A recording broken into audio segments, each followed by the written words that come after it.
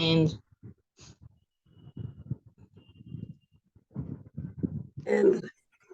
जय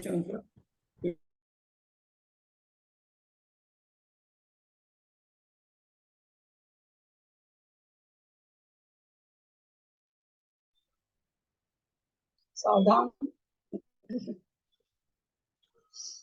ओकारं बिंदु संयुक्तं नित्यं ध्यायन्ति योगिनः कामदं मोक्षदं च ओंकाराय नमो नमः शब्दघनो प्रक्षाली सकल भूतल कलंका मुनि विरूपासी तीर्था सरस्वती हरतु न दूरितम् अज्ञानतिमिरान्धुमिलितं येन तस्मै श्री गुरुवे नमः श्री परम गुरुवे नमः परम्पराचार्य गुरुभ्यो नमः सकल कलुषविध्वंसकं श्रेषां परिवर्धकं धर्म संबंधकं भव्य जीव मन प्रतिबोधकारकं पुण्य प्रकाशं पापनाशमिदं शास्त्रं श्री ओम पद्म पुराण नामधेयम् ऐसे मूल ग्रंथ करता है श्री सर्वज्ञ देवास्तद उत्तर ग्रंथ करता है श्री गंधर देवा प्रति गंधर देवा तेषां वचनसामासाद्य श्रीमद् रविसेनाचार्य न विविचितं मिथक शास्त्रं श्रोता है सावधान ते हसनवतु मंगलम भगवान वीरो मंगलम गौतमो गनि मंगलम कुंड कुंडादो जैन धर्मोस्तु मंगलम सर्व मंगल मांगल्यम सर्व कल्याण कारकम प्रधानम सर्व धर्माणां जय जयतु शासनम जयनम जयतु शासनम जयनम जयतु शासनम समरूपिणी विद्यारंभम करिष्यामि सिद्धिर्भवतु मे सदा संजीवनी माता की जय परम मांगलिक ग्रंथ पद्म पुराण ग्रंथ राज की जय रविसेन आचार्य की जय पन्नालाल जी साहित्यकार की जय अढ़ाई दीप में विराजमान सभी आचार्य उपाध्याय सर साधु के चरणों में नमोस्तु नमोस्तु नमोस्तु सभी आरिका माता जी के चरणों में वंदामि वंदामि वंदामि सभी छुल्लक छुल्लिका एलक के चरणों में इच्छामि इच्छामि इच्छामि सभी प्रतिमाधारी के चरणों में रूप में विराजमान अंजना जी के चरणों में वंदना वंदना वंदना सभी पूज्य जनों का सादर चरण स्पर्श सभी से सादर जय जिनेन्द्र। हम लोग पद्म पुराण नामक ग्रंथ राज पढ़ रहे हैं जिसके रचयिता रविसेनाचार्य हैं और उन पर उसकी हिंदी टीका पन्नालाल जी साहित्यकार ने की है। 8वां पर्व हमारा चल रहा है। सिद्धम संपूर्ण भव्यार्थम सिद्धे कारणम उत्तमम प्रशस्त दर्शन ज्ञान चारित्र प्रतिपादिनम सुरेंद्र मुक्ताश्लिष्ट पद पद्मान सुखेशरम प्रणमामि महावीरम लोक तृतीय मंगलम प्रणमामि महावीरम लोक तृतीय मंगलम प्रणमामि महावीरम लोक तृतीय मंगलम। बोलो महावीर भगवान की जय। किसको क्या करना है? संस्कृत पढ़ना है ना दीदी पहले आज? मुझे तो याद नहीं है भाई, आप ही लोग को बताना पड़ेगा। कल 201 तक पढ़े थे ना हिंदी का? कल मैं पढ़े थे। आप लोग बताइए। 151 से संस्कृत पढ़नी है ना? 151 से। हाँ हाँ हाँ, तो क्या से संस्कृत पढ़नी है? हाँ ठीक है, मैं पढ़ रही हूँ। हिंदी पढ़नी है क्या? नहीं, हिंदी पढ़ी हुई है दीदी, संस्कृत पढ़ना है। हिंदी पढ़ी हुई है 151 से 200 तक। अच्छा, संस्कृत पढ़ना है आज। ठीक है। संस्कृत कहाँ से पढ़ना है? 200 से पढ़ रही हो? नहीं, 151 से। अच्छा, अष्टम पर्व का 151 से पढ़ रही हूँ। तस्य नंदन मालाय मोत्पन्ना वर कन्यका राजीव सरसी नामना पतिं प्राप्ता विभीषणम् कांतया साकं न स प्रापरतिं प्रतिकृति देववत परमाकार पद्मया तया अथ मंदोदरी गर्भ काल योगादीधरत सद्य कल्पित थोड़ा ठीक पढ़ने की कोशिश करिए सब कोई भाई। अनुस्वार छोड़ देते हैं तो पूरा गलत हो जाता है, उल्टा अर्थ हो जाता है, कितना दोष लग जाता है। गर्भम है ना, अब ऐसी गलती तुम लोग सबको, बहुत लोग पर तुम ही नहीं कर रही हो, फिर कर रहे, कई लोग करते हैं, अनुस्वार को ही छोड़ देते हैं। अनुस्वार को छोड़ने से तो इतनी बड़ी गलती हो जाती है ना। मंदोदरी गर्भम है, गर्भम नहीं पढ़ा था क्या मैंने? गलती हो गई दीदी, ठीक है। अथ मंदोदरी गर्भम काल गर्भ पढ़ना योगाद दीधरत पढ़ते हो। सद्य कल्पित चीतस्थ दोहदाहारी विभ्रमा नी, नीता च जनकागारम प्रसूता बालकं वरम इंद्रजीत ख्याति माया तो ये समस्त महीतले मातामह गृहे वृद्धिं प्राप्तश्च जननंदन स कुर्वन् निर्भर क्रीडां सियसा व इवोतमाम् ततोस्तौ पुनरानीता सपुत्रा भर्तुरन्तिकम् दत दुःखापितु स्वस्य पुत्रस्य च वियोगतः दशग्रीवोऽथ पुत्रास्यं दस्वा परममागत आनन्दं पुत्रतो नान्यत्वे प्रीतेरावेतनं परम कालक्रमात् नान्यम है, पुनर्गर्भम नान्य है क्या तुम्हारे में? नान्य है क्या? नान्य है नान्यम है। दीदी, नान्य मेरे में तो नान्यम लिखा, और नान्य नान्यम बिंदी और होना भी कुछ, चाहिए। बिंदी और कुछ नहीं है दीदी इसमें। नान्यत तय आगे आता है, नान्यत प्रीते रायनतनम परमम परम परम नान्यत है क्या? यहाँ नान्यम है, चलो ठीक है। काल कर्मात् पुनः गर्भम ददाना पुण्य पितुरंतिकम नीता सुखम प्रसूता च मेघवाहन बालकम भर्तुरंतिकमानीता पुनः सा भोग सागरे पतिता स्वेच्छायातिस्तद ग्रहित पतिमानसा दारकौ स्वजा स्वजनानन्दं कुर्वाणौ चारु विभ्रमौ तौ युवत्वं परिप्राप्तो महोत्सवी पुले क्षणौ अथ वैष्णवो वासं कुरुते स्वामिता पुराम क्या है ये? वैद्वसयदिमागत्वा कुंभकर्ण सहस्रश तासु रत्नानि वस्त्राणि कन्यकाश्च मनोहरा गणिकाश्चानयधीर स्वयं स्वयं प्रभ पुरोत्तमम् अथ वैश्रवण क्रुद्धो ज्ञात्वा पृथक् चेष्टितं सुमालिनोऽन्तिकं दूतं प्रजियाज्ञायाति गर्वितः प्रविवेश ततो भूत प्रतिहार निवेदित उपचारं च संप्राप्त कृतकं लोकमार्गतः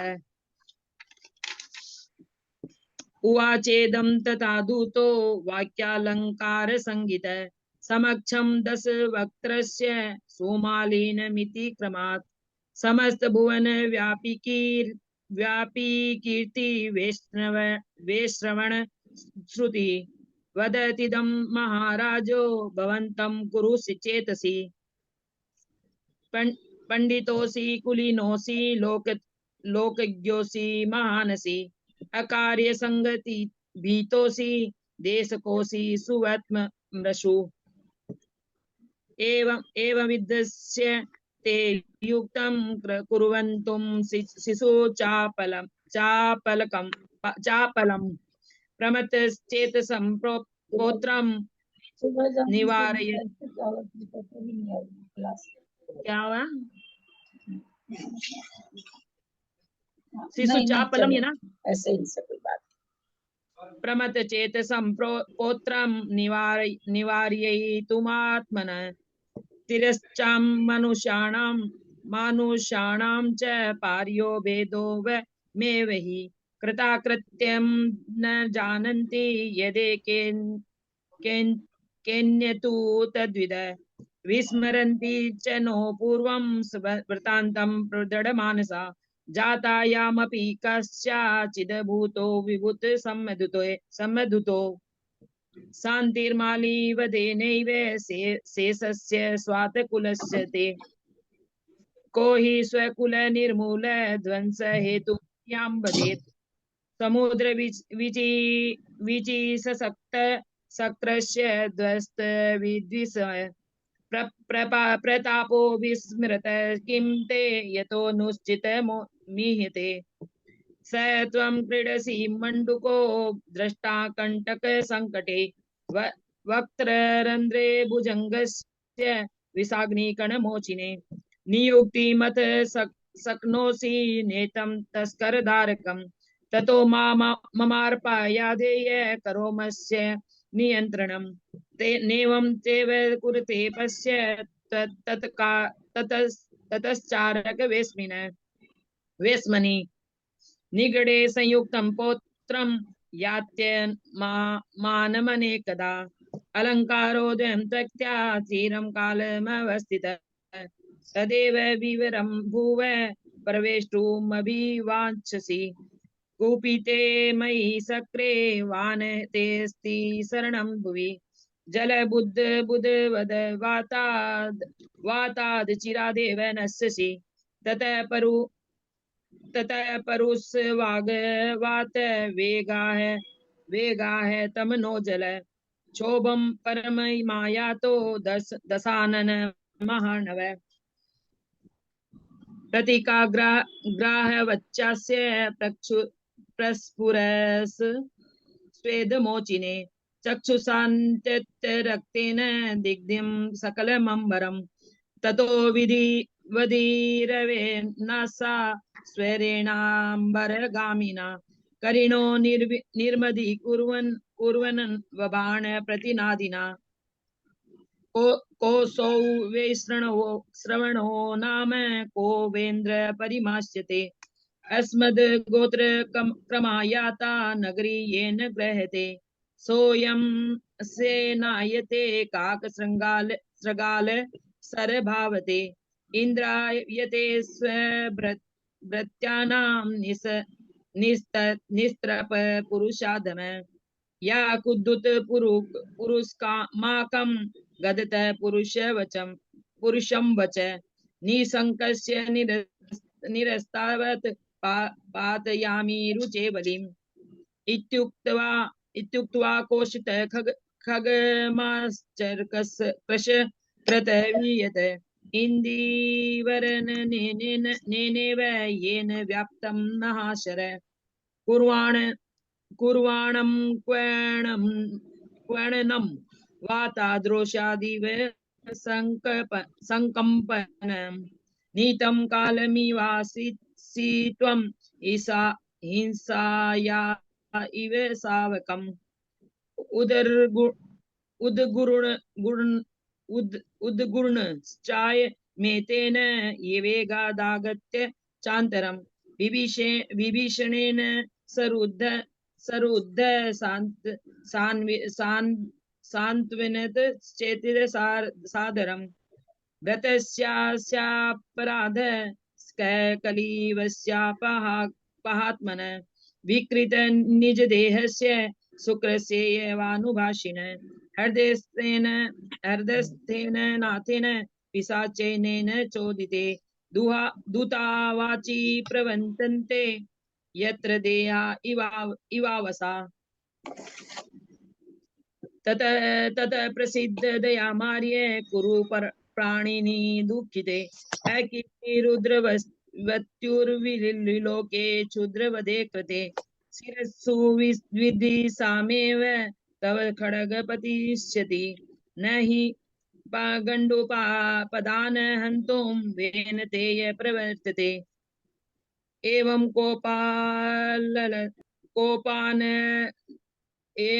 कोपानलस्तस्य यावस्य द्वाकवारिणा सबमानीयते तेन साधूनां न्यायवादिना पादयोस्ता यदाकृत्य दूत्योन्य है ना एक द्रुतोन्य है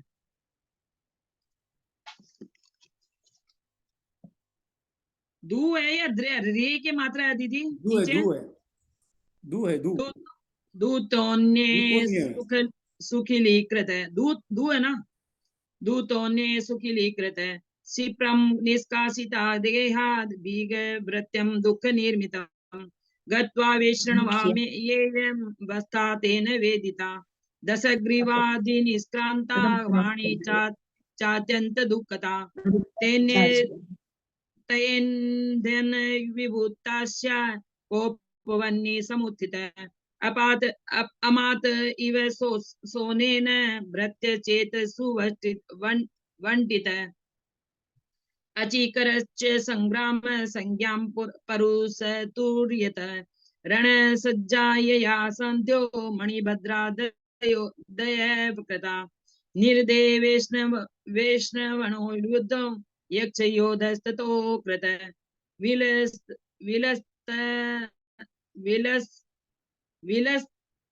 विलसत्यायक प्राश्य चक्रायुध चक्रधायुध पाणिभिः स निर्भरा राजन छोणी धराकारे मर्तंगजे संध्या राग समाविष्ट मेघाकारे महारथे प्रस्फुरश्चामरेश्वर्जयतो नीलम सुरावास समाकारे विमाने दुर्मुन्नते ललिता विमाने वस्य नन्देनेनो तेजसा पादातेन च संग्रट्ठ मीयूषार्णवरायणा पूर्वमेव च निष्क्रान्तो दशग्रीवो महाबल भानुकान्नादिभिः सार्धं स्थितो रणमहोत्सवे। प्रणाम दीदी, 200 हो गया दीदी। हिंदी में पढ़ती हूँ, मेरा हिंदी का उषा जी जैसे शर्मिला पहले ना मैं पढ़ लूं क्या? मेरे को थोड़ा काम है जरूरी, कोई आ जाएगा। मैं पढ़ लूं क्या उषा जी? पढ़ लो। हाँ। प्रणाम दीदी, जय जी ने सभी को। पढ़ूं, स्टार्ट करूं? हाँ।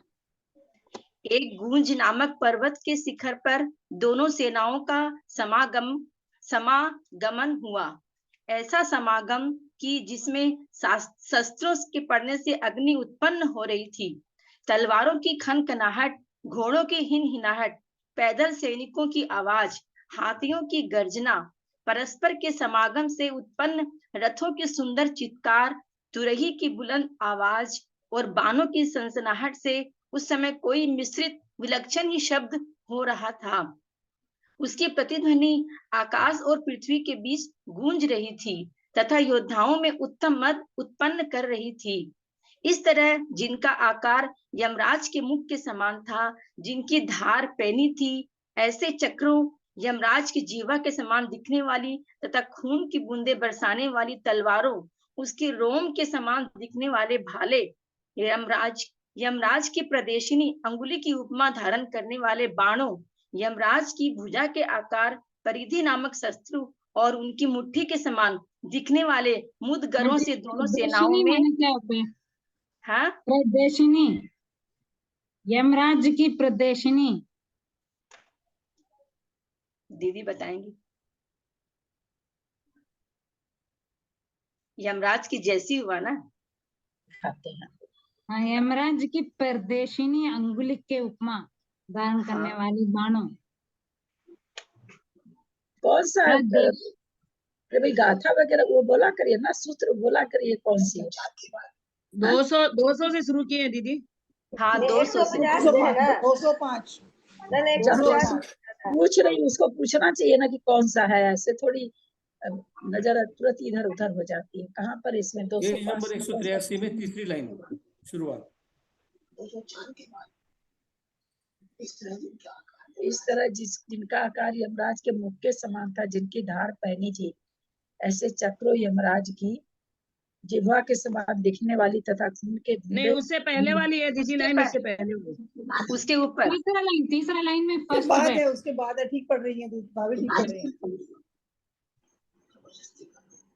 यमराज की प्रदेशिनी 205वां लाइन में है। 205 सूत्र का दूसरा लाइन में है, ऊपर वाले में दूसरा लाइन ही है। हाँ, यमराज की प्रदेशिनी। हमको तो नहीं दिख रहा कोई कुछ अच्छा है। अब देखिए उसके रोम के समान दिखने वाले यमराज की प्रदर्शनी नहीं लगाते हैं क्या? जैसे कोई स्टॉल लगाता है ना?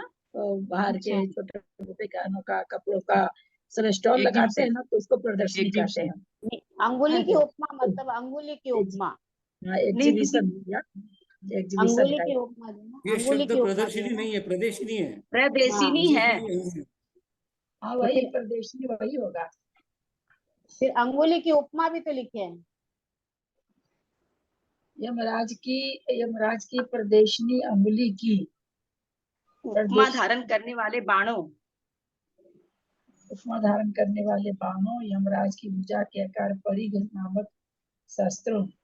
तब ये प्रदर्शनी मतलब ये है कोई तरह का शस्त्र होना चाहिए। नहीं समझ में आ रहा क्या चीज का है। उपमा दे रखे हैं प्रदर्शनी या तो माना। जैसे अपन तर्जनी ये सब अंगुली बोलते हैं उसके हिसाब से है क्या? पता नहीं।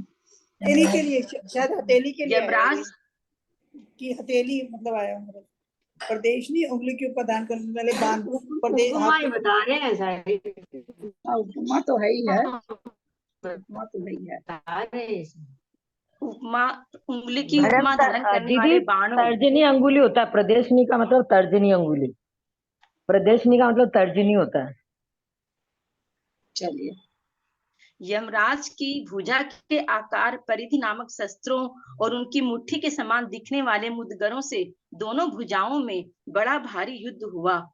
उस युद्ध से जहां पराक्रमी मनुष्यों को हर्ष हो रहा था, वहां कायर मनुष्यों को भय भी उत्पन्न हो रहा था। दोनों ही सेनाओं के सूरवीर अपना सिर दे देकर यशस्वी महाधन खरीद रहे थे। चिरकाल तक यज्ञ रूपी भट्टों के द्वारा अपनी सेना को खेद खिन्न देख दशानन उसे संभालने के लिए तत्पर हुआ, जिसके ऊपर सफेद छत्र लग रहा था और उससे जो उस काले मेघ के समान दिखाई देता था, जिस पर कि चंद्रमा का मंडल चमक रहा था, जो धनुष से सहित था और उससे इंद्रधनुष सहित श्याम मेघ के समान जान पड़ता था। सुवर्ण में कवच से युक्त होने के कारण जो बिजली से युक्त श्याम मेघ के समान दिखाई देता था, जो नाना रत्नों के समागम से सुशोभित मुकुट धारण कर रहा था और उससे ऐसा जान पड़ता था मानो कांति से आकाश को आच्छादित करता हुआ वज्र से युक्त श्याम मेघ ही हो। ऐसे दशानन को आता हुआ देख यक्षों की आंखें चौंधिया गई, उनका सब ओज नष्ट हो गया। युद्ध से विमुख हो भागने की चेष्टा, चौंधियाएगी। मतलब आंखें चमक गई, एकदम देख नहीं सका, इतनी रोशनी हो गई। और क्षण भर में व्याकुल हो रहे थे। ऐसे यक्षों के पैदल सैनिक महाशब्द करते हुए भागने की चेष्टा करने लगे। और क्षण भर में व्याकुल हो रहे थे ऐसे यक्षों के पैदल सैनिक महाशब्द करते हुए जब भ्रम में पड़े के समान घूमने लगे, तब यक्षों के बहुत सारे अधिपति अपनी सेना के सामने आए और उन्होंने सेना को फिर से युद्ध के सन्मुख किया। जिस प्रकार सिंह आकाश में उछल उछल कर मत हाथियों को नष्ट करता है, उसी प्रकार दशानन यक्षाधिपतियों को नष्ट करने के लिए उत्पन्न हुआ।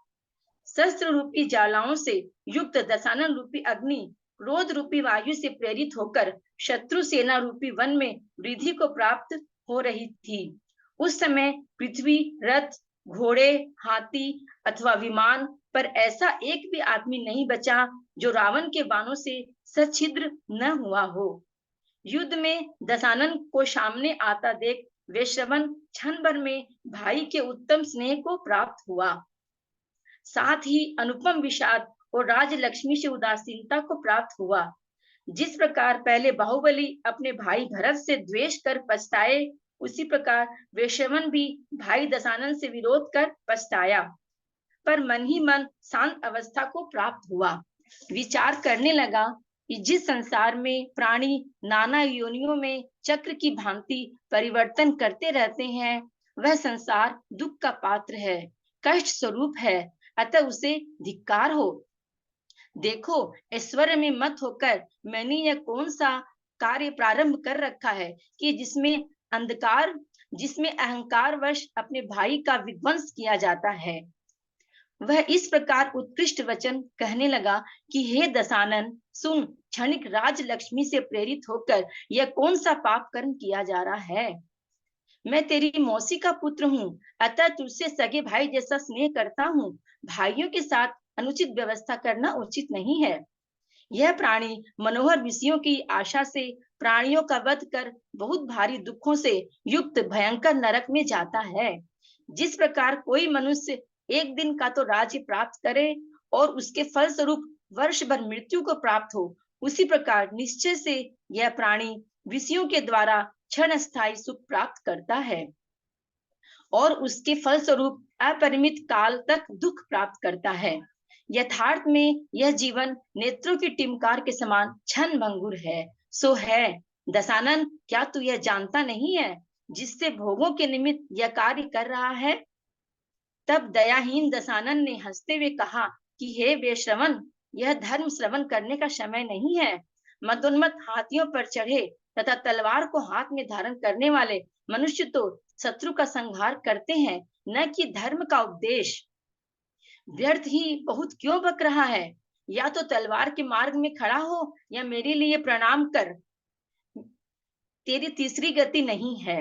अथवा तू धनपाल है, सो मेरे धन की रक्षा कर, क्योंकि जिसका जो अपना कार्य होता है उसे करता हुआ वह लज्जित नहीं होता।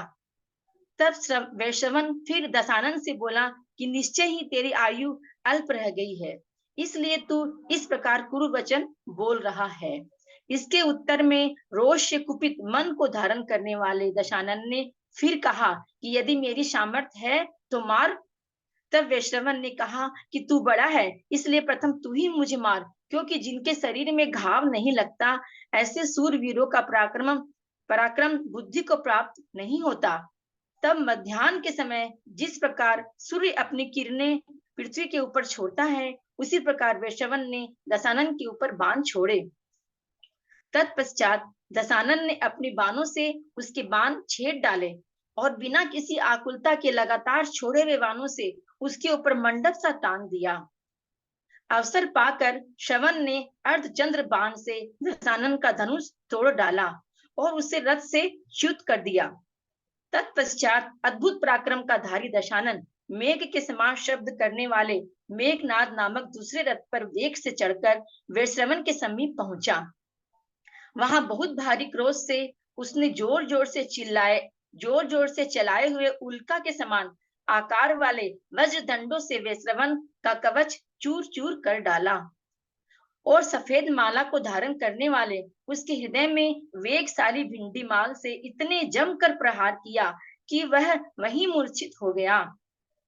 यह देख वैश्रवण की सेना में रुदन का महाशब्द होने लगा और राक्षसों की सेना में हर्ष के कारण बड़ी भारी कलकल शब्द होने लगा। तब अतिशय दुखी और वीर सैया पर पड़े वैश्रवण को उसके भृत्यगण शीघ्र ही यक्षपुर ले गए। रावण भी शत्रु को पराजित जान युद्ध से विमुख हो गया। सो ठीक ही है, क्योंकि वीर मनुष्यों का कृतकृत्यपना शत्रुओं के पराजय से ही हो जाता है, धन आदि की प्राप्ति से नहीं। वेदों ने वैश्रवण का उपचार किया, सो वह पहले के समान स्वस्थ शरीर को प्राप्त हो गया। स्वस्थ होने पर उसने मन से विचार किया कि इस समय मैं पुष्प रहित वृक्ष, फूटे हुए घट अथवा कमल रहित सरोवर के समान हूँ। जब तक मनुष्य मान को धारण करता है तभी तक संसार में जीवित रहते हुए उसे सुख होता है। इस समय मेरा वह मान नष्ट हो गया है, इसलिए मुक्ति प्राप्त करने के लिए प्रयत्न करता हूँ। चूंकि यह विषय जन्य सुख अनित्य है, थोड़ा है, शांतराय है और दुखों से सहित है, इसलिए सत्पुरुष उसकी शांत राय है। आंटी बता रही, बोलूं?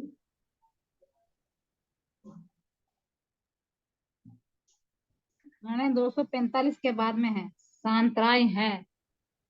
हाँ दीदी नहीं है क्या? अंतराय सहित है, मतलब इसमें बीच बीच में अंतराय आता रहेगा, कभी दुख होगा कभी सुख होगा। हाँ, मैं म्यूट कर लेती हूँ, सहित है। नहीं चल रहा, अब मेरे को याद रहता नहीं कि मैं म्यूट कर दी हूँ। 245 पढ़ूं? हाँ पढ़िए। इसमें किसी का अपराध नहीं है।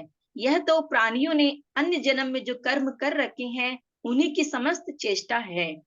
दुख अथवा सुख के दूसरे लोग निमित्त मात्र हैं। इसलिए संसार की स्थिति के जानने वाले विद्वान उनसे कुपित नहीं होते हैं, अर्थात निमित्त के प्रति हर्ष विषाद नहीं करते हैं। वह दशानन मेरा कल्याणकारी मित्र है कि जिसने मुझे दुर्बुद्धि को गृहवास रूपी महाबंधन से मुक्त करा दिया। वह भानुकर्ण भी इस समय मेरा परम हितैषी हुआ है कि जिसके द्वारा हुआ संग्राम मेरे परम वैराग्य का कारण हुआ है। प्रणाम। एक लाइन और पढ़ लो। इस प्रकार विचार कर उसने दिगंबरी दीक्षा धारण कर ली और समीचीन तप की आराधना कर परम धाम प्राप्त किया। प्रणाम। किसका है शर्मिला आज संस्कृत का? कुसुम जी का है, कुसुम छाबड़ा है क्या? वो शायद नहीं आई है, शायद है क्या? लेकिन कुसुम जैन के नाम से है तो सही। 2 जन कौन है वो? कुसुम दीदी है क्या आप? कुसुम जैन करके थी तो सही, कोई कुसुम जैन है तो सही, कौन है? तो उनके बाद में मंजू पाटनी आपका ही है। हाँ मंजू पाटनी, एक दिल्ली लिखा हुआ है, एक मंजू पाटनी, तो आपका ही होगा ये मंजू पाटनी जो है।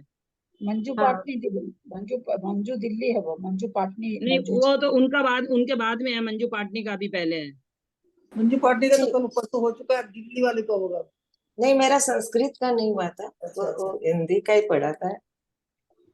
हाँ तो मंजू जी आप पढ़िए। प्रणाम दीदी करती हूँ। भुञ्जाख्यस्य ततो मूर्धन पर्वतस्य तयोर्भूत संपात सैन्यो शस्त्र सांपतो गतपावकः क्वनेन ततोऽसीनां सप्तीनां हेसितेन च पदातिनां च नादेन गजानां गर्जितेन च अन्योन्य संगमोद्भूत रथ शब्देन चारुणा तुर्यस्वरेण चोग्रेण शीतकारेण च पत्रिणां ध्वनिके अपि विमिश्रितो भूत प्रतिनादेन बोधित व्याप्नुवन् रोदसी कुर्वन् भट्टानां मदमुत्तमम् कृतान्तवन्दनाकारे स्फुरित धारिके खड्गे तद्र सनाकारे रक्त शिखर वर्षिभिः तद्रो मसन्निभे कुन्ते ततर जन्युपमेसरे परिधे सद भुजाकरे स्तन मुष्टि समुद्गरे बभुव सुमह जन्यम कृत विक्रांत समन्दम कात्रोत्पादित त्रासम शिरः कृत यशोधनम ततो निजं बलं नीतं खेद यक्ष मटेश्चिरात् सधार्यतुमारब्धो दशास्यो रणमस्तकम् अभ्यायान्तं च तं दृष्ट्वा सीता तपनिवारणं कालमेघ मिवोधर्व स्थर जनि करमण्डलं स चापं तमिवासक्त सचिपति सरासनं हेमकंटक संवितं विद्युताल मिवाचिरत चितम किरीटं बिभ्रन्तं नानारत संग विराजितं युक्तं तमिव वज्रेण छादयन्तं नभस्तप्रीवसा बिलक्षास चामवन यक्षा विष्णवाक्षा छतोजस परांगमुख क्रिया युक्ता क्षणात क्षीणर रणाशया त्रासा कुलिचितेषु तदो यक्षपदा दिशु आवर्तमिव यातेषु भ्रमतसु सुम महार्वम् स्वसेना मुख्यतां जगमुर्यक्षाणां बहुवधिपा पुनरेभिकृतं सैन्यं रणस्या विमुखं तथा उच्छेदुत्तमारब्धो यक्षनाथन दशानन उत्पत्त्योत्पत्त्य गगने सिंहो मत गजानिव प्रेरित कोपवातेन दशानन तनून पात शस्त्र ज्वाला कुल शत्रु सैन्य कक्षे वज्रिम्भत् न सो अस्ति पुरुषो भूमो रथे वाजनि वारिणि विमाने वा न अच्छिद्र कृतो दशानने शरे ततोभिमुख मायातं दृष्टा दशमुखं रणे अवजद्वान्धवसनेहं परं वैष्णव क्षणात् विषादमतुलं चागान्निर्वेदं च नृपस्य यथा बाहुली पूर्व समकर्माणि संगत विवेदेति च धिक्कष्टं संसार दुःख भाजनं चक्रवर्त परिवर्तन्ते प्राणिनो यत्र योनिषु पश्यवर्य मूढेन किं वस्तु प्रस्तुतं मया बन्धु विध्वंसनं यत्र क्रियते गर्ववत्तया उदात्तमिति चावोचद भो शृणु दशानन किमिदं क्रियते पापं क्षणिक श्री प्रचोदितं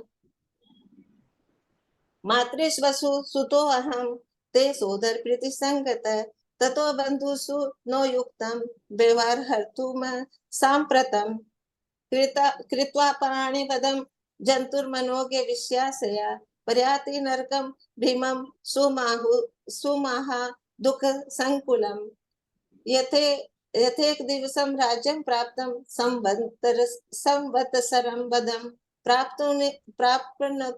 प्राप्नोति सदृशं ते निश्चय विषय सुखं चक्षुपक्ष में पुटा संग क्षणिकं न जीवितं न वेत्सि किं यत कर्म कुरुते भोग कारणं ततो हसन नुवाचेदं दशासस्य करुणोज्झित धर्म श्रवण कालोऽयं न वैश्रवण वर्तते मस्तकाम्बरे मारूढैर् मण्डलाग्रवे ग्रकरैर्नरे क्रियते मारणं शत्रूणां तु धर्म निवेदनं मार्गे तिष्ठ कृपाणस्य किं व्यर्थ बहुभाषसे कुरु वा प्राणिपातं मे तृतीयास्ति न ते गति अथवा धनपालस्त्वं द्रविणं मम पालये कुर्वाणो हि निजं कर्म पुरुषो नैव लज्जते ततो वैष्णवो भूय उवाचेति दशाननं नूनमायुस्त्वं स्वल्पं क्रूरयेनेति भाससे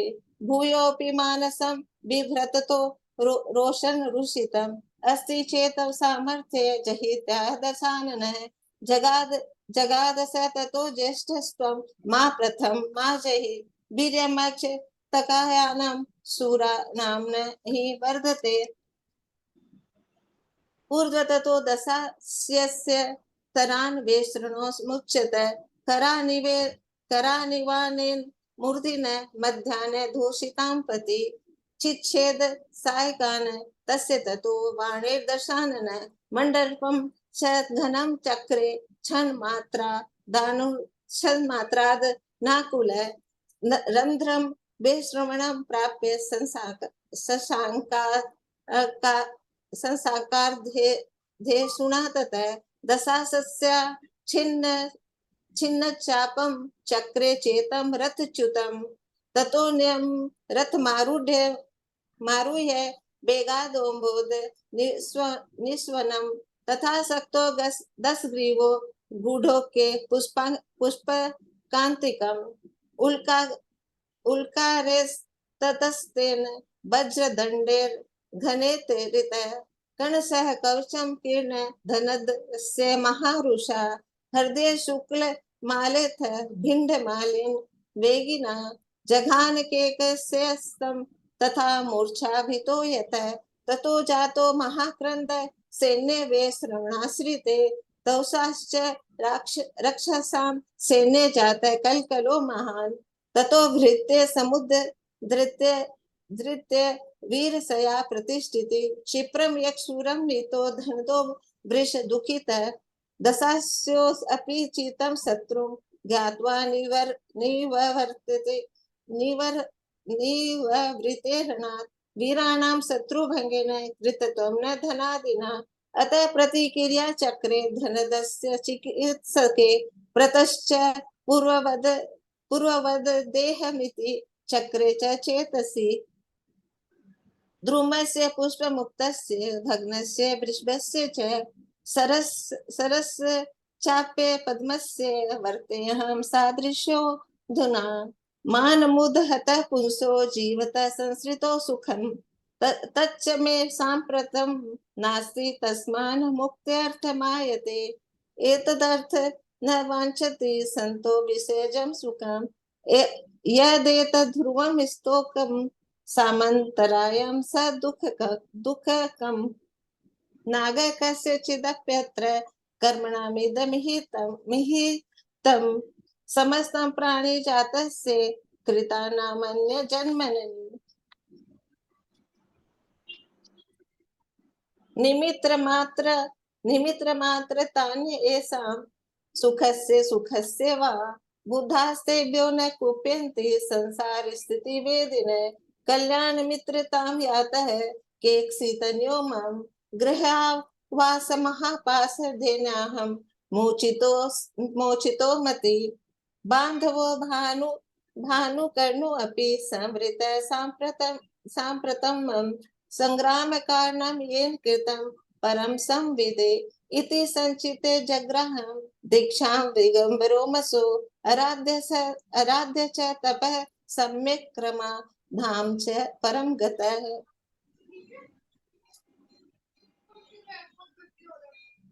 उषा जी हिंदी पढ़िए। मैं पढ़ रही। इधर दशानन भी अपने कुल के ऊपर जो पराभव रूपी मैल जमा हुआ था उसे धोकर पृथ्वी में सुख से रहने लगा तथा समस्त बंधुजनों ने उसे अपना सिरमौर माना। अथानांतर वैश्रवण का जो पुष्पक विमान था उसे रावण के भृत्यजन रावण के समीप ले आए। वह पुष्पक विमान अत्यंत सुंदर था। वैश्रवण उसका शरीर था जिसके शिखर में नाना प्रकार के रत्न जड़े हुए थे। वैश्रवण उसका स्वामी था है। स्वामी था ऐसे लिखा हुआ है। हाँ, वैश्रवण उसका स्वामी था। उसके शिखर में नाना प्रकार के रत्न जड़े हुए थे। झरोखे उसके नेत्र थे। उसमें जो मोतियों की झालर लगी थी उससे निर्मल कांति का समूह निकल रहा था और उससे वह ऐसा जान पड़ता था मानो स्वामी का वियोग हो जाने के कारण निरंतर आंसू ही छोड़ता रहता हो। उसका अग्रभाग पद्म राग मणियों से बना था। इसीलिए उसे धारण करता हुआ वह ऐसा जान पड़ता था मानो शोक के कारण उसने हृदय को बहुत कुछ पीटा था। इसलिए वह अत्यंत लालिमा को धारण कर रहा था। कहीं कहीं इंद्रनील मणियों की प्रभा उस पर आवरण कर रही थी जिससे ऐसा जान पड़ता था मानो शोक के कारण ही वह अत्यंत श्यामलता को प्राप्त हुआ हो। चैत्यालय वन मकानों के अग्रभाग वापिका तथा महल आदि से सहित होने के कारण वह किसी नगर के समान जान पड़ता था। नाना शस्त्रों ने उस विमान में चोटें पहुंचाई थी। वह बहुत ही ऊंचा था, देव भवन के समान जान पड़ता था और आकाश तल का मानो आभूषण ही था। मानी दशानन ने शत्रु की पराजय का चिन्ह समझ उस पुष्पक विमान को अपने पास रखने की इच्छा की थी। अन्यथा उसके पास विद्या निर्मित कौन सा वाहन नहीं था।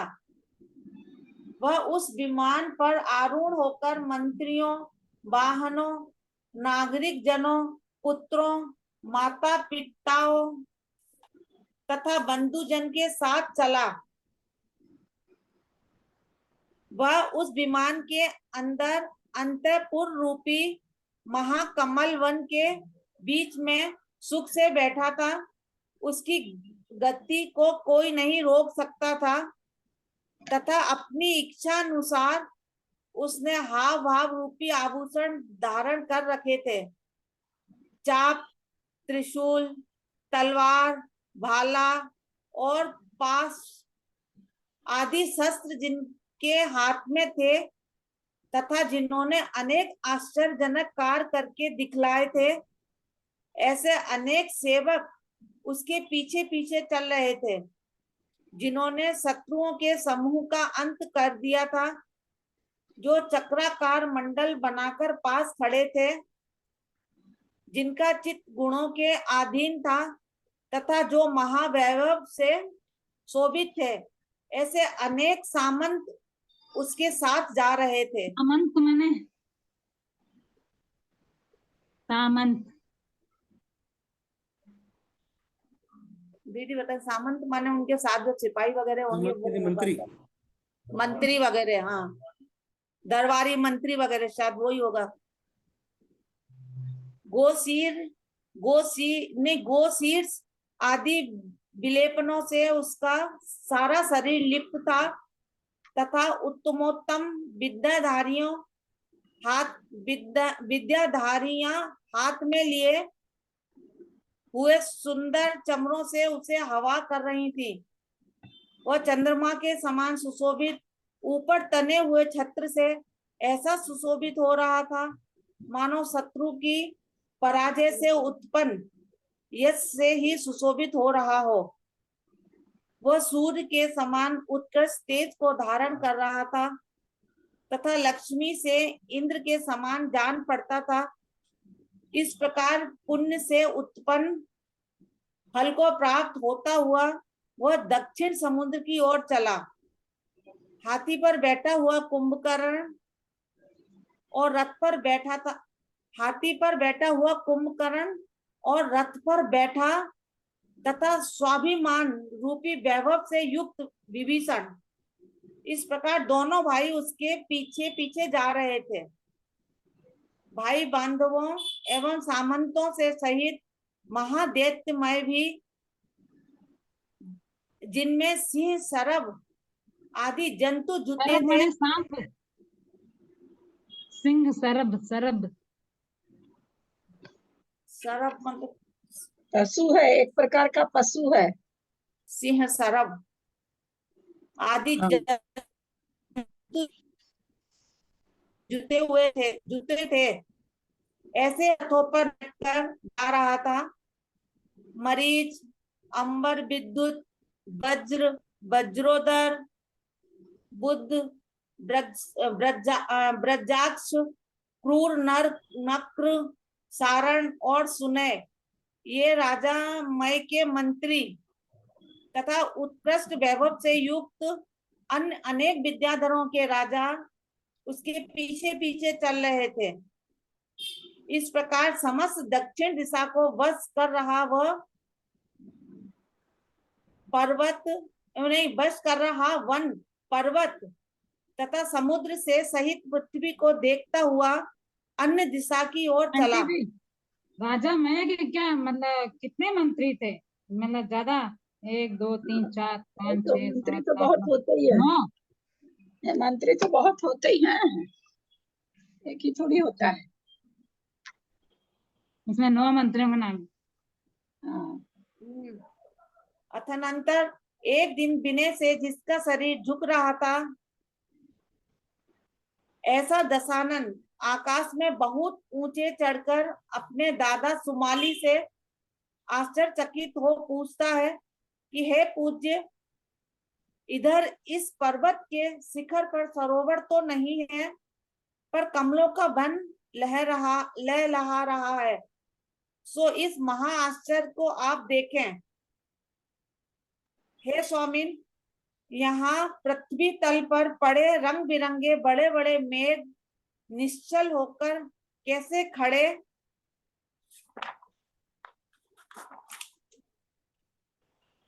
खड़े हैं।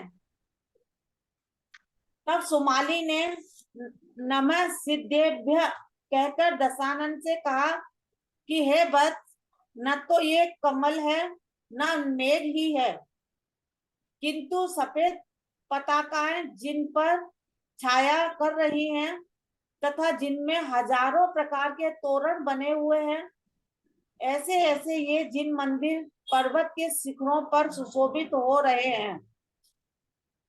ये सब मंदिर महापुरुष हरिशेन चक्रवर्ती के द्वारा बनाए हुए हैं। हे भक्त, तू इन्हें नमस्कार कर और क्षण भर में अपने हृदय को पवित्र कर। तदनंतर वैष्णव का मान मर्दन करने वाले दशानन ने वहीं खड़े रहकर जिनालयों को नमस्कार किया और आश्चर्यचकित हो सुमाली से पूछा कि हे पूज्यवर हरिसेन, ऐसा क्या महत्व में था कि जिससे आपने उनका इस तरह कथन किया है। तब सुमाली ने कहा कि हे दशानन, तूने बहुत अच्छा प्रश्न किया। अब पाप को नष्ट करने वाला हरिसेन का चरित्र सुन।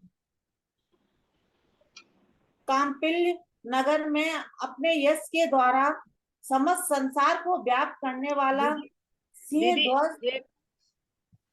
दीदी एक क्वेश्चन था ललिता दीदी। हाँ बोलो।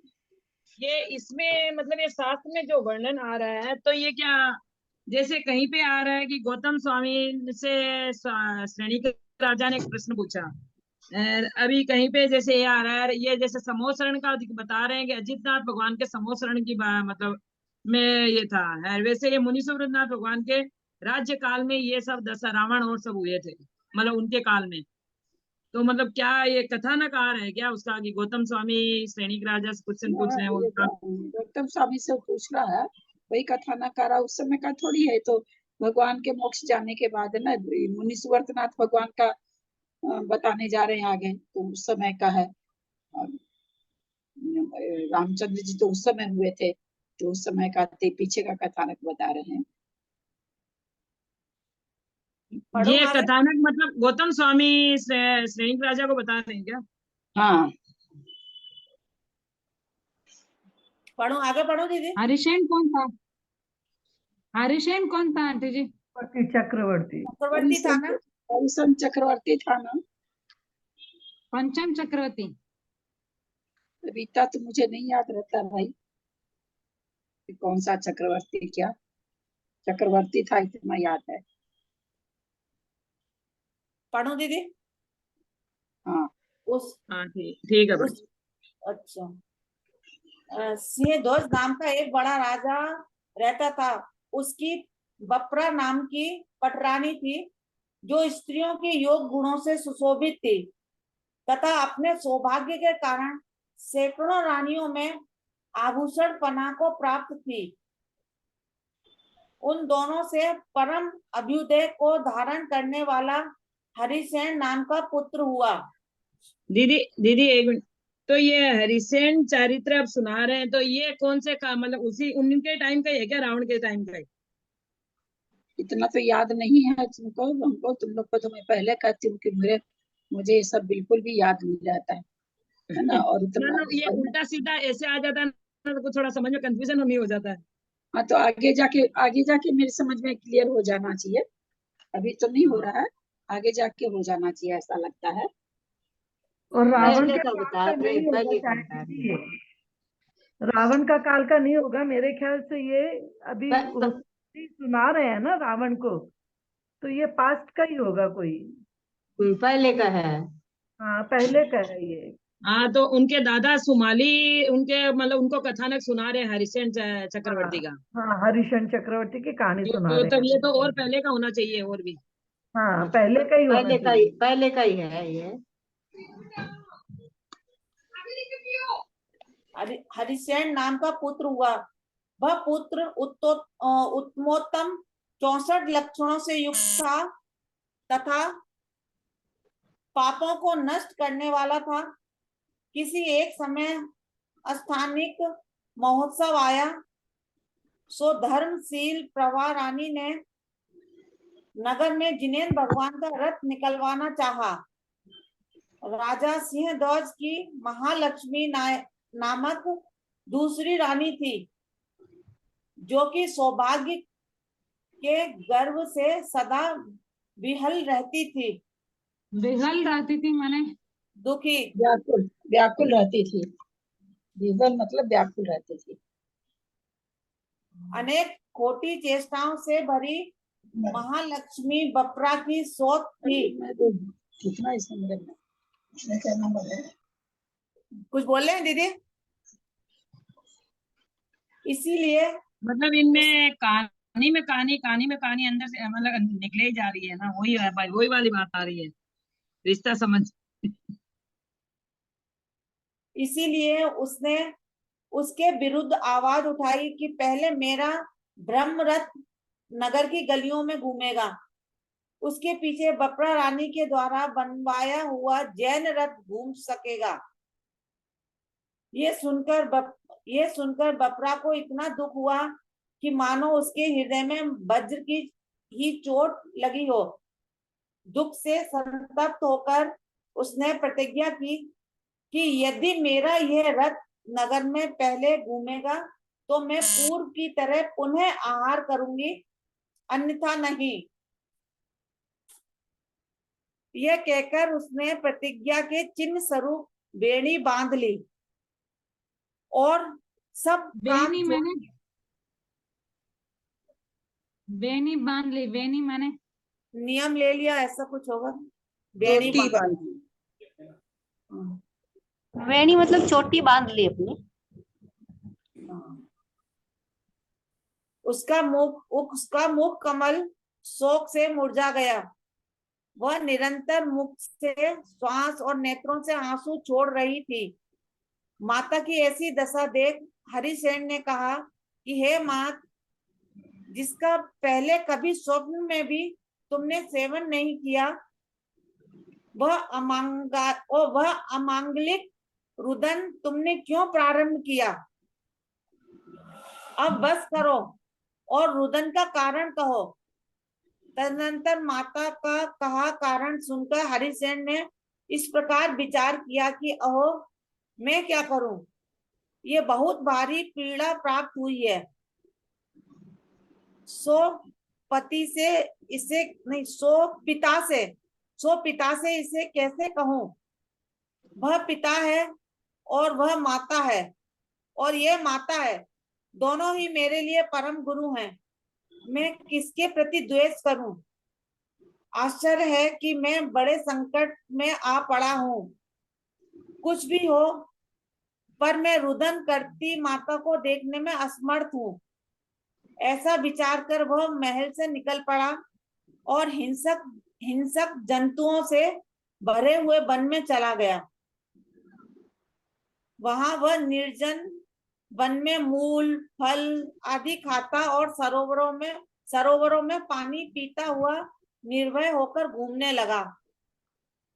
हरिसेन का ऐसा रूप था कि उसे देखकर दुष्ट पशु भी क्षण भर में उपशम भाव को प्राप्त हो जाते थे। सो ठीक ही है, क्योंकि भव्य जीव आंटी जी यहाँ पर उपशम भाव माने क्या हो गया?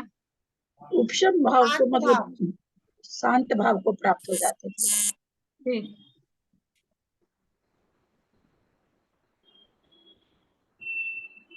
आवाज आ रही है दीदी? हाँ, उपशम भाव को प्राप्त हो जाते थे। सो ठीक ही है, क्योंकि भव्य जीव किसे नहीं प्रिय होता है। निर्जन वन में भी जब हरिसेन को माता के द्वारा किए हुए रुदन की याद आती थी, तब वह अत्यंत दुखी हो उठता था। माता ने गदगद कंठ से जो भी प्रलाप किया, वह सब स्मरण आने पर उसे बहुत कुछ बाधा पहुंचा रहा था। कोमल चित्त, आवाज आ रही है? हाँ, हाँ। अच्छा, मेरा नेट ही बंद हो गया। कोमल चित्त से निरंतर भ्रमण करने वाले हरिसेन को वन के भीतर एक से एक बढ़कर मनोहर स्थान मिलते थे, पर उनमें उसे धैर्य प्राप्त नहीं होता था। क्या ये वन देव है? इस प्रकार की भ्रांति वह निरंतर करता रहता था और हरिणियां उसे दूर तक आंख फाड़ फाड़ कर देखती रहती थी। हरिणियां मतलब हिरण्या हाँ हरिणिया लिखा हुआ है इसमें। हरिणियां उसे दूर तक आंख फाड़ फाड़ कर देखती रहती थी। इस प्रकार घूमता हुआ हरिसेन जहां वन में प्राणी परस्पर का बैर भाव दूर छोड़कर शांति से रहते थे, ऐसे अंगिरस ऋषि के शिष्य सतमन्यु के आश्रम में पहुंचा। प्रणाम दीदी, 300 हो गए। हाँ टाइम भी हो गया। समय भी हो गया। चलिए जिनवानी स्तुति करें। ये अष्टानिका में तो सबसे पहले रथ उर्मिला ने निकाला था ना। हाँ इसमें अष्टानिका ही आया है ना, ये पहला रथ मतलब। हाँ उर्मिला ने निकाला था। हाँ तो वो शायद विद्याधर आके कुछ किए थे ना, ऐसा कुछ याद आ रहा है। हाँ, ये पडम सागर जी 2 अभी दिन पे इसमें ना बताते बपरा भी ना, सुनो, हरिसेन की ये ना बपरा नाम भी उर्मिला का ही होगा दूसरा नाम, क्योंकि है ना हरिसेन की माता को जहाँ सो सताया, जैन के बैर का पीछे चले उसे बताया, ही उसे ध्यान में ध्याया। ये ना हरिसेन की माता, कहानी तो वही है। हरिसेन की माता को जहाँ सो सताया, तब जैन का पीछे चले उसे बताया। आगे में ध्यान नहीं आ रहा क्या है, तो ये वही हरिसेन की कहानी चल रही है, लेकिन उसमें उर्मिला नाम आता है। इसमें बपरा तो शायद उसको बपरा का उर्मिला नाम भी होगा। चलिए जिनवानी स्तुति करो।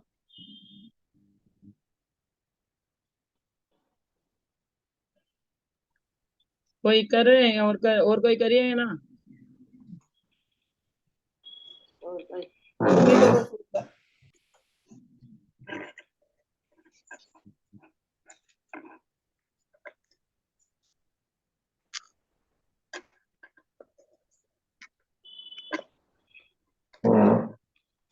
बोले द्वादशांग जिनवाणी माता की जय। आवाज आ रही है? हाँ आ रही है। चरणों में आपणाऊं हे द्वादशांग वाणी, मस्तक झुका रहा हूँ हे द्वादशांग वाणी। चरणों में आपणाऊं मिथ्यात्व को नसाया, निज तत्व को प्रकाशा, आपा पराया भाषा हो भानु के समान। राग दूसरी आ गई। चरणों में आपणाऊं हे द्वादशांग वाणी, मस्तक झुका रहा हूँ हे द्वादशांग वाणी। सट द्रव्य को बताया, शाद्वाद को जताया, सट द्रव्य को बताया, शाद्वाद को जताया, भवबंध से छुड़ाया, सच्ची जिनेन्द्र वाणी। भवबंध से छुड़ाया, सच्ची जिनेन्द्र वाणी। चरणों में आपणाऊं हे द्वादशांग वाणी। रिपुचार मेरे मग में, जंजीर डाले पग में। ऋतुचार मेरे मग में, जंजीर डाले पग में। ठाड़े हैं मोक्ष मग में, तकरार मोक्ष ठानी। ठाड़े हैं मोक्ष मग में, तकरार मोक्ष ठानी। चरणों में आपणाऊं हे द्वादशांग वाणी। दे ज्ञान मुझको माता, इस जग से तोड़ू नाता। दे ज्ञान मुझको माता, इस जग से तोड़ू नाता, होवे सुदर्शन साता। नहीं जग में तेरी शानी, होवे सुदर्शन साता। नहीं जग में तेरी शानी, चरणों में आ पड़ा हूँ। हे द्वादशांग वाणी, मस्तक झुका रहा हूँ। हे द्वादशांग वाणी, चरणों में आ पड़ा। चिल्लानी बंद करती है, पीछे चलते हो जाता है वैसा। जावानी के ज्ञान ते सुजे लोकालो, सोवाणी मस्तक नमो सदा दे तुम दो। हे जिनवाणी भारती तोई जपो दिन रे, जो तेरा शरणा गए सो पावे सुख चैन। देव भजो अरिहंत को, गुरु सेवा निरग्रह, दया धर्म पालो सदा, यही मोक्ष का कन। बोले द्वादशांग जिनवाणी माता की जय। नौवा नमः।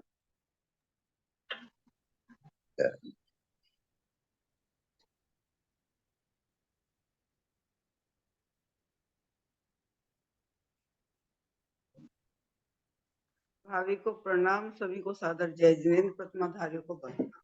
अंजना जी को जय जिनेन्द्र। सादर प्रणाम, सादर प्रणाम, सभी को सादर प्रणाम, सादर जय जिनेन्द्र। प्रतिमाधारियों को वंदना, सभी बड़ों को सादर सर्विसेस। भाई को वंदना, लता भाई को जिनेन्द्र, सभी को जय जिनेन्द्र।